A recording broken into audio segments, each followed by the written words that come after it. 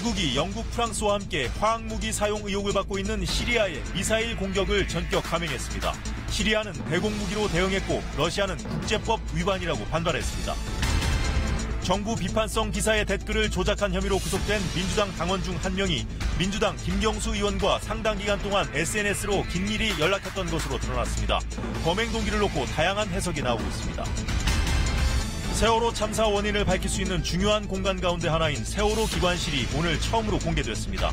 세월호 참사 4주기 문화제에 참가한 시민들은 진상규명을 촉구했습니다.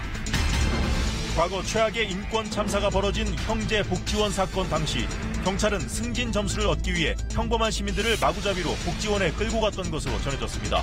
복지원 원장보다 경찰이 더 미웠다는 게 피해자들의 증언입니다. 선거 연령을 만 18세로 낮추는 내용의 대통령 개헌안이 발의되면서 관련 논의가 활발하게 진행되고 있습니다. 당사자인 청소년들은 참정권 보장이 민주시민 양성에 더 도움이 된다고 말합니다.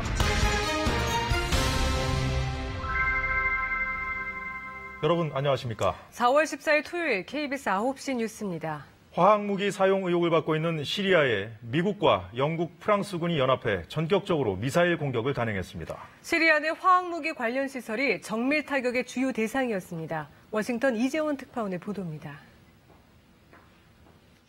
트럼프 대통령의 중대 결정 발언 나흘 만에 미국이 전격적으로 시리아 공습을 단행했습니다. 영국과 프랑스군도 작전에 참가했습니다. 타격 목표는 다마스쿠스 등 시리아 내 3곳에 위치한 화학무기 관련 시설입니다. A short time ago, I ordered the United States Armed Forces to launch precision strikes on targets associated with the chemical weapons capabilities. 트럼프 대통령은 시리아 정부가 화학무기 사용을 멈출 때까지 공격을 계속할 준비가 됐다고 강조했습니다. 하지만 공습은 제한적인 일회성 공격으로 일단 마무리됐습니다. 미국은 러시아의 공습 계획을 사전 통보하지 않았다고 밝혔지만 작전 수립 단계에선 러시아 상황을 고려했습니다. We specifically identified these targets to mitigate the risk of Russian forces being involved. 미국은 민간인 희생을 피하려 노력했고 동맹국 피해는 없다고 밝혔습니다. 뉴욕타임스는 이번 공습이 절제된 작전이었다고 평가했습니다. 미국 의회는 이번 시리아 공습을 대체로 지지하는 분위기입니다. 민주당 일부에선 의회의 전쟁 승인을 받았어야 했다는 비판도 나오고 있습니다. 워싱턴에서 KBS 뉴스 이재원입니다. 시리아 정부는 서방 국가들이 쏜 미사일을 대부분 요격했다. 그래서 잘 막아냈다고 주장했습니다. 또 러시아와 함께 이번 공습이 국제법 위반이라며 반발했습니다. 김영덕 특파원이 전합니다. 이번에도 시리아는 새벽이었습니다. 수도 다마스쿠스에서 강한 폭발음이 연이어 들리며 서방의 공습을 알렸습니다. 시리아 국영TV는 실시간으로 공습 상황을 전하며 대공무기로 강하게 대응하고 있음을 강조했습니다. 다마스쿠스 바르자 지역의 연구시설과 시리아 서부 홈스의 물류시설이 공격을 받았다고 시리아 정부는 확인했습니다.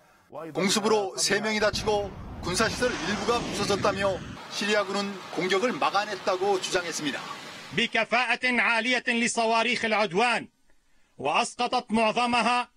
미사일 3분의 1을 요격했다는 주장도 나왔습니다.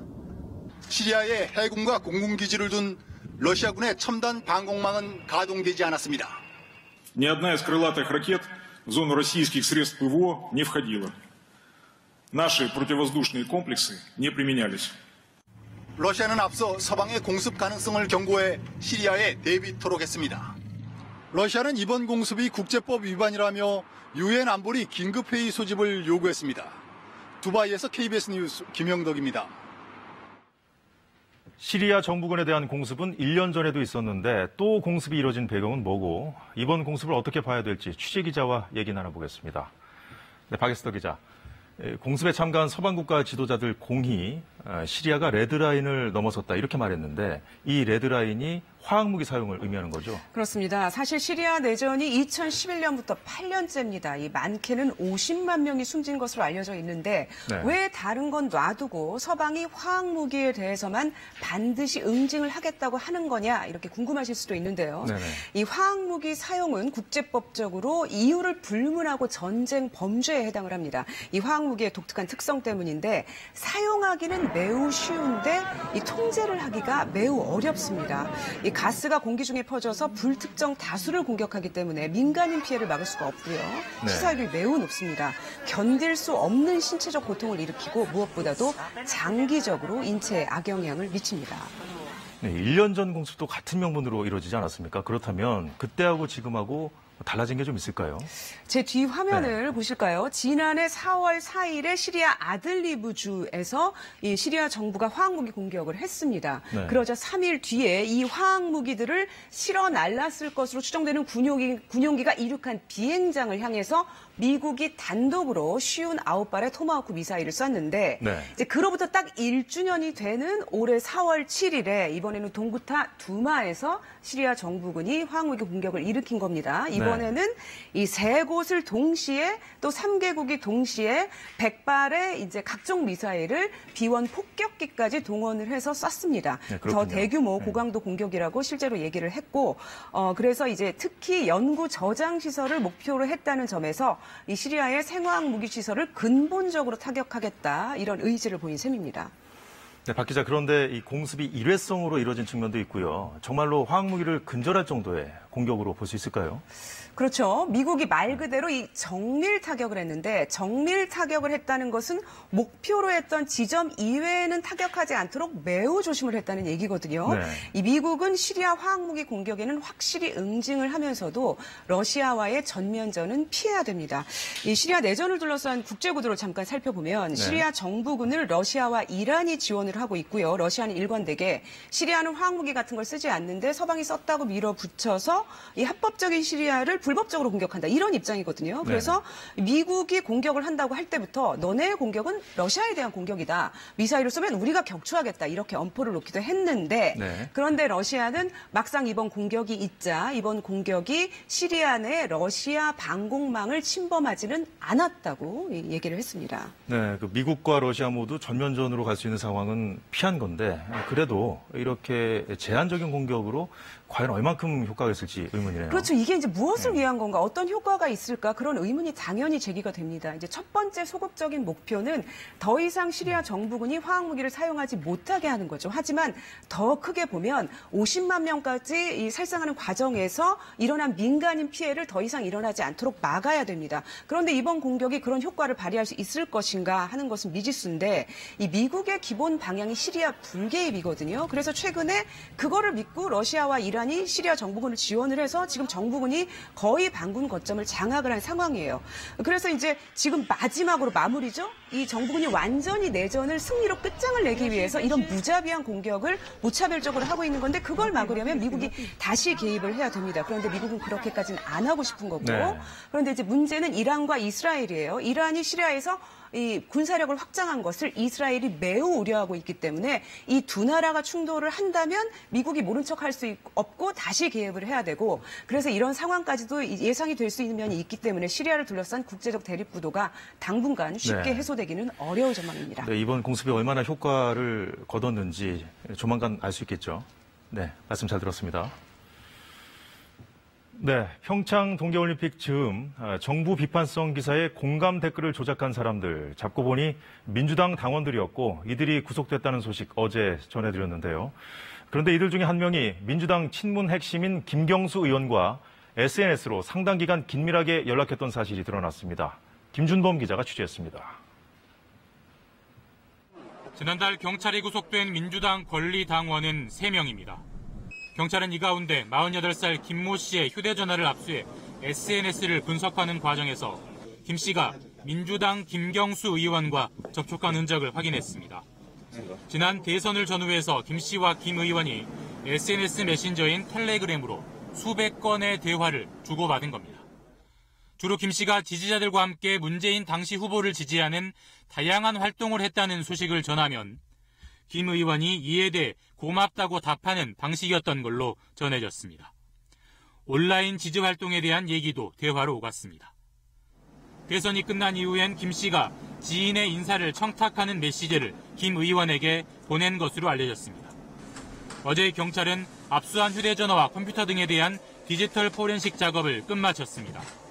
경찰은 이를 바탕으로 김 씨가 대선 시기 등에도 여론 조작을 시도한 정황이 있는지를 살펴볼 계획인 것으로 전해졌습니다. 이와 관련해 김 의원은 김 씨와 아는 사이지만 댓글 작업과는 아무런 관련이 없다고 선을 그었습니다. 대선 과정에서 열성적인 지지그룹 중 하나로 김 씨의 조직을 알게 됐다. 하지만 대선 이후 인사청탁 등 무리한 요구를 하자 거절했고 그 뒤 연락이 끊겼다고 밝혔습니다. 그러면서 청탁을 거절한 뒤 돌변해서 이런 식의 댓글 공작을 펼친 게 아닌가 의심된다고 설명했습니다. KBS 뉴스 김준범입니다. 네, 이 댓글을 조작한 김 씨는 한때 친민주당 성향의 인터넷 논객이었던 걸로 보입니다. 그런데 왜 이렇게까지 문재인 정부를 비난하게 됐을까요? 계속해서 허효진 기자가 보도합니다. 민주당원 김모 씨가 동료들과 함께 댓글 조작을 한 것으로 알려진 모 출판사 사무실입니다.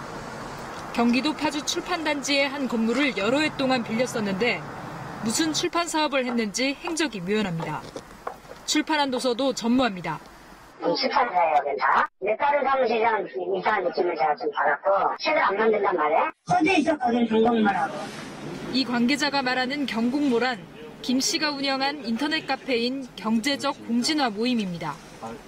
2014년 개설된 이 카페는 회원 2,500여 명이 가입했으며 경제 민주화를 지향하는 활동에 집중했습니다. 실제 김 씨는 김경수 의원을 통해 경제 민주화 관련 공약을 캠프에 제안해달라고 하기도 했습니다. 이렇게 친여 성향이었던 김 씨가 정부 비판에 초점을 둔 댓글 공작에 왜 나선 걸까? 김 씨가 댓글 공작을 위해 아이디를 빌렸다는 경공모 카페의 회원들을 접촉해봤습니다. 하지만 연락이 닿은 회원들은 속사정을 얘기하기를 꺼렸습니다. 얘기할 필요 없을 것 같네요. 전화 끊겠습니다. 소속 회원이셨어요? 예, 그렇습니다. 사실 확인이 안 돼. 좀 외국 정보들이 좀 돌아다니고 있잖아요. 좀 이따가 제가 연락을 드리면 할게요. 구속된 김 씨는 보수 진영이 댓글 공작을 한 것처럼 꾸미려 했다고 경찰에서 진술했습니다. 경찰은 이 진술에 신빙성이 없다고 보고 있지만 아직 명확한 동기는 못 밝히고 있습니다. 때문에 댓글 조작의 배후에 정치권이 있는 것 아니냐는 관측부터 청탁 거절에 앙심을 품은 행동이란 시각까지 다양한 해석이 나오고 있습니다. 경찰의 철저한 수사가 필요한 이유입니다. KBS 뉴스 허유진입니다. 민주당 당원 댓글 사건은 안 그래도 격하게 대치 중인 정치권의 싸움으로도 번지고 있습니다. 야3당은 여권의 여론장악 실상이 드러났다며 일제히 강공을 펼쳤고 여당은 배후설을 일축하며 진화에 나섰습니다. 송수진 기자입니다. 제1야당인 자유한국당은 이번 댓글 조작 사건을 정부에 반하는 보수 여론을 가치없게 만들기 위한 지능적인 수법이라고 말했습니다. 검거된 민주당 당원이 일한 출판사는 10년 가까이 책 한 권 내지 않고 강연회만 해왔다면서 누가 무엇을 지시하고 실행했는지 파헤쳐야 한다고 밝혔습니다.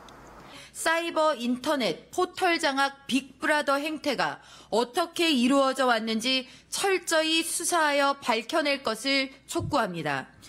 바른미래당은 민주당이 증거를 인멸할 수 있는 만큼 압수수색과 동시에 김경수 의원에 대한 구속수사 필요성까지 제기했습니다. 지난 국정원과 군 사이버사 댓글 조작도 그 실체는 보수를 연기한 민주당 세력이 포함된 것은 아니었는지 의혹을 낳고 있습니다.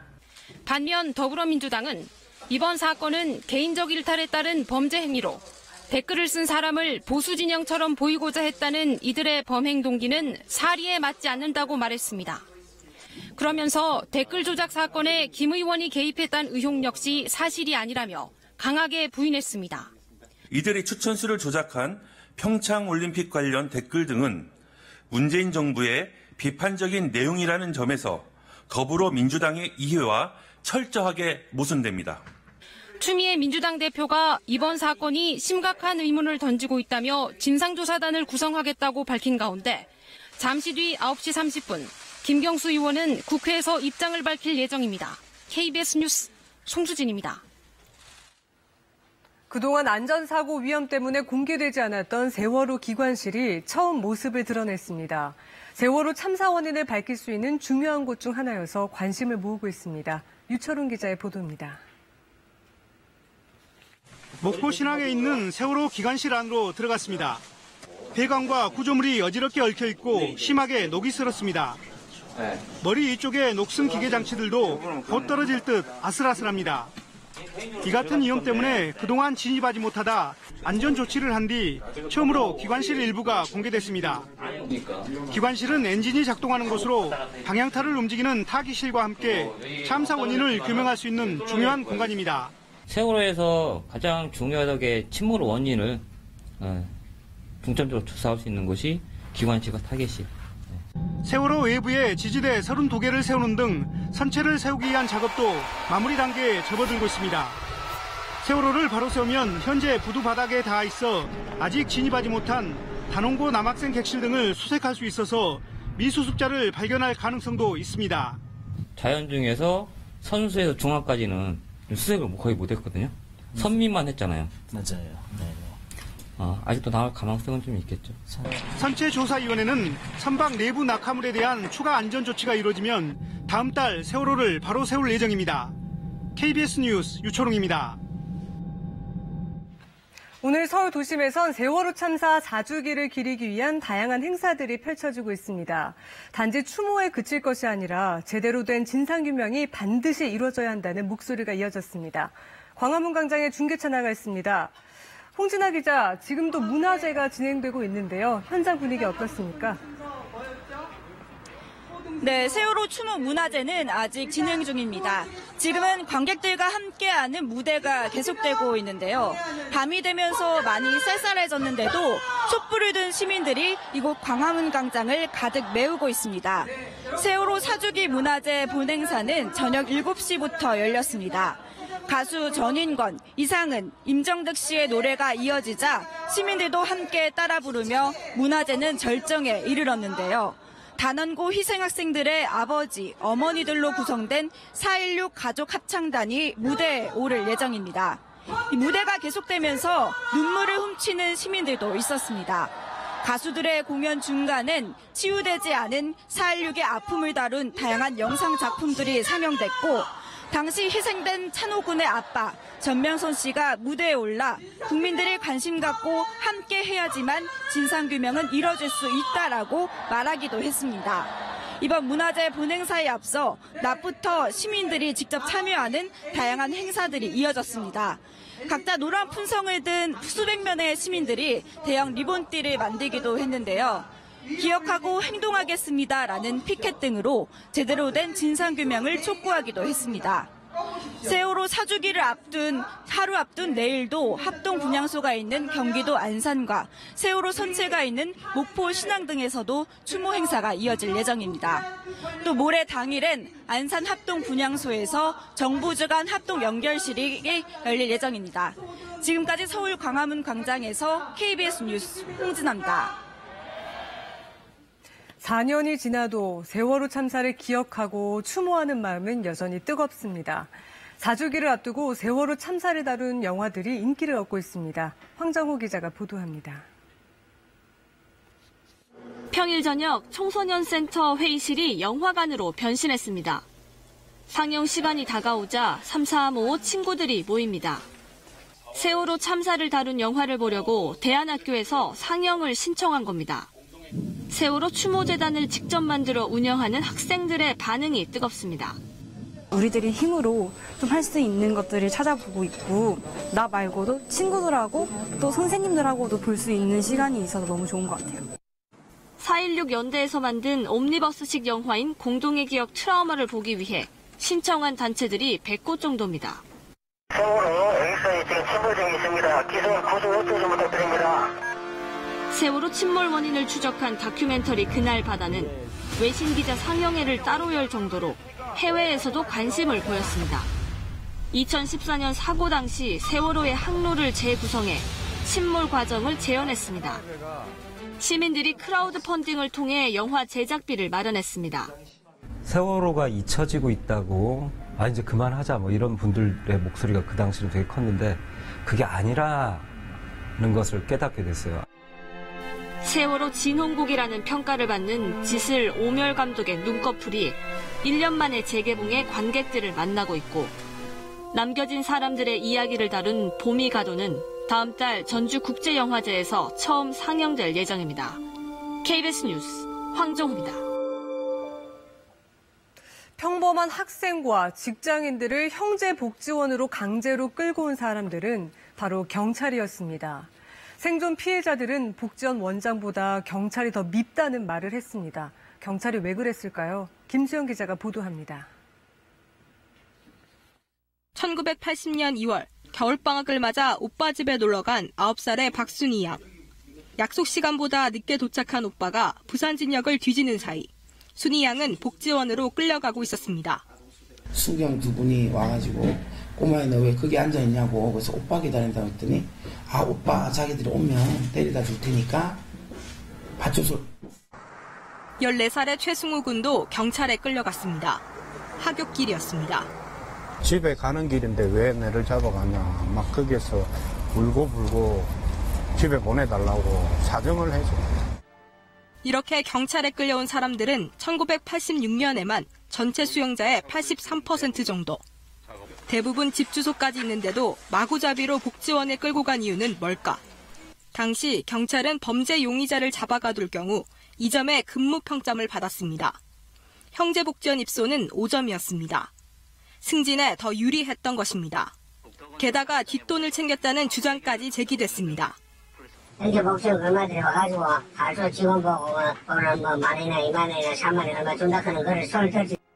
경찰 자체 진상조사가 필요한 이유입니다.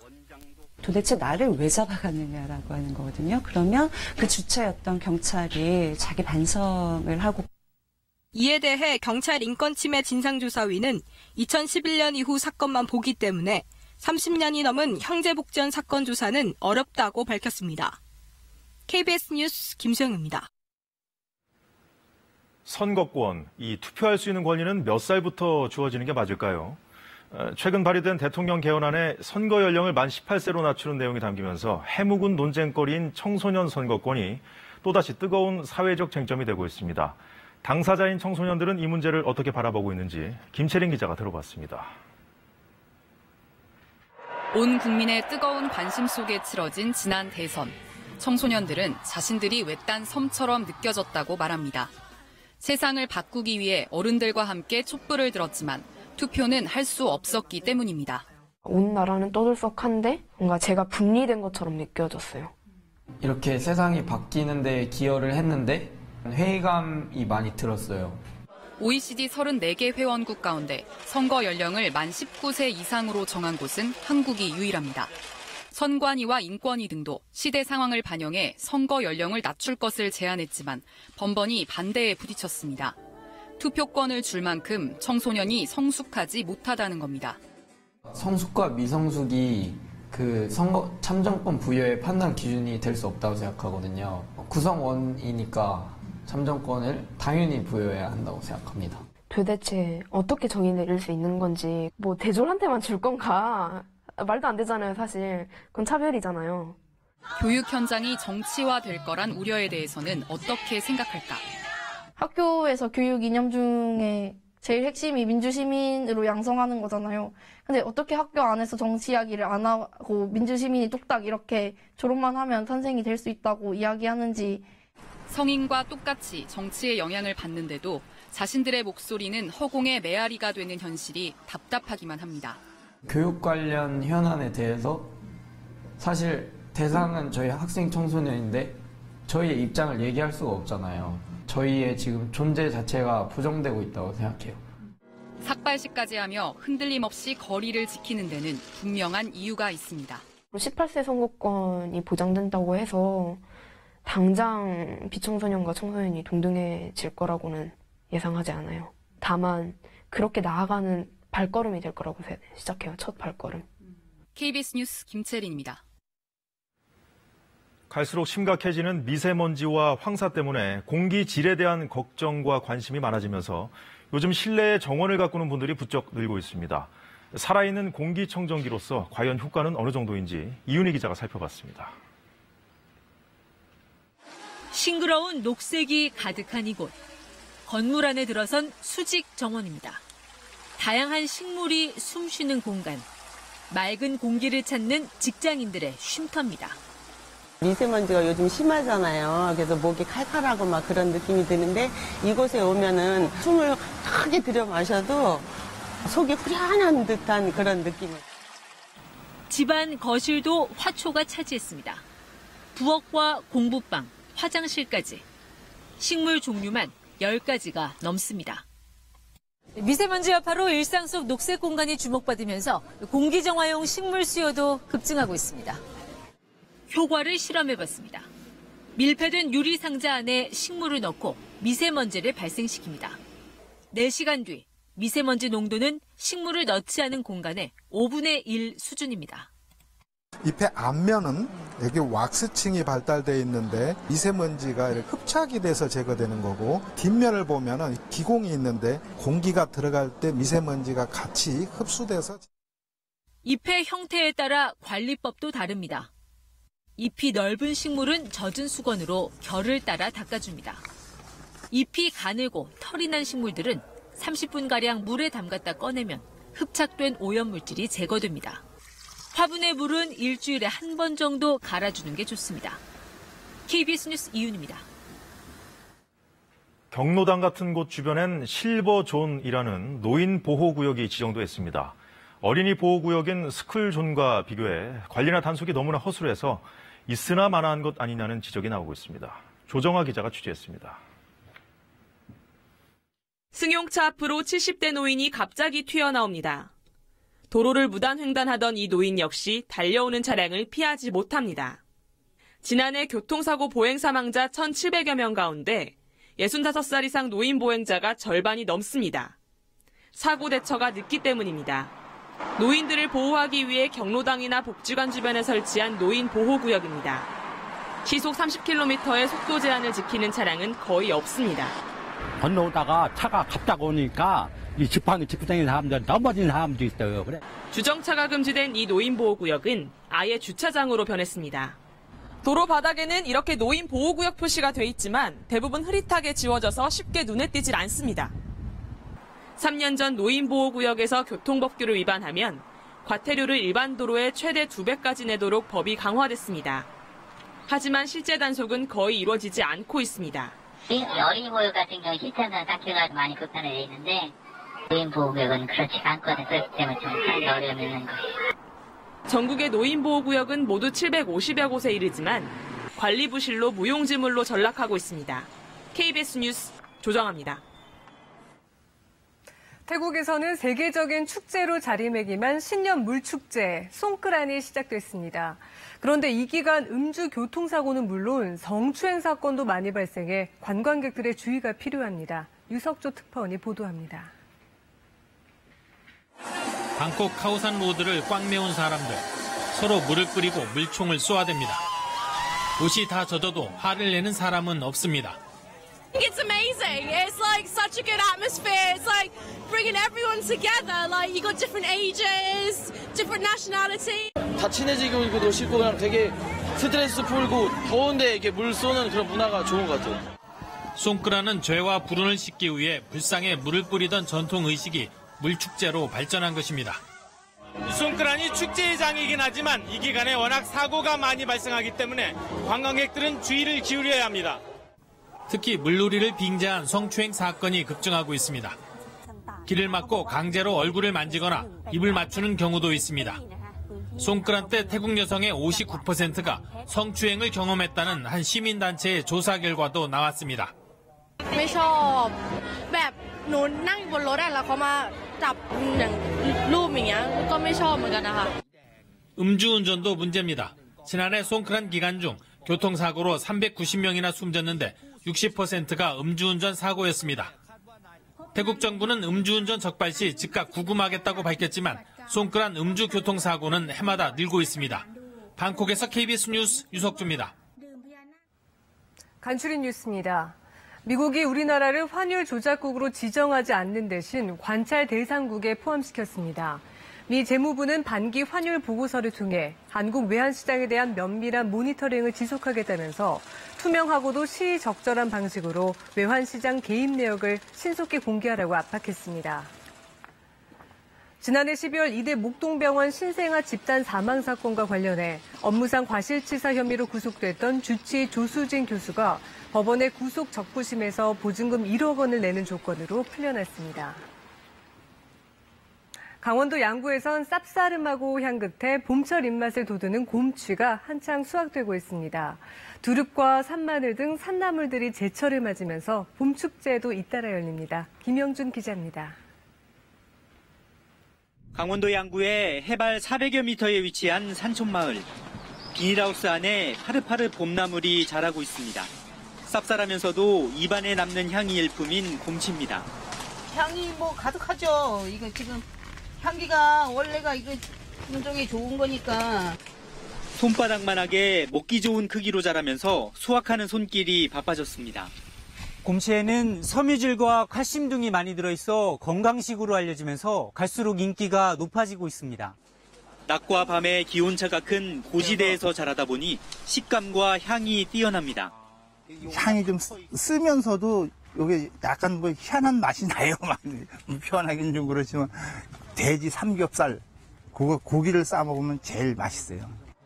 두릅과 산마늘 등 봄 기운 머금은 산나물도 제철입니다. 전국 산나물 생산량의 40%를 차지하는 강원도에서는 산나물 축제도 잇따라 열려 봄 나들이객들에게 맛과 추억을 선사합니다. 이달 27일 춘천에서는 강원 산나물 한마당과 강릉 개두릅 축제, 다음 달에는 양구 곰취 축제와 정선 곤드레 산나물 축제 등이 이어지며 관광객들을 맞이합니다. KBS 뉴스 김영준입니다.